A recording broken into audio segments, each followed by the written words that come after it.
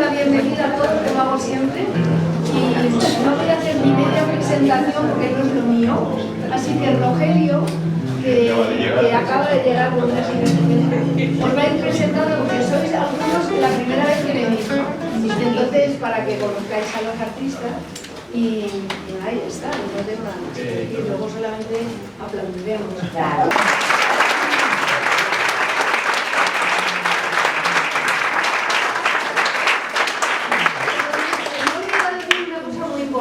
Este local, estas naves son familiares, ¿no? Bueno, pues esta es de mi sobrina Isabel, que es Isabel de la O, nombre artístico.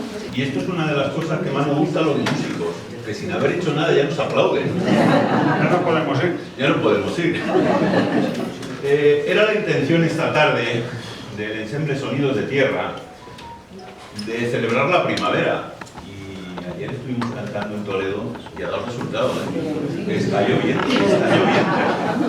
Así que vamos a procurar hacerlo bien para que siga en este ritmo.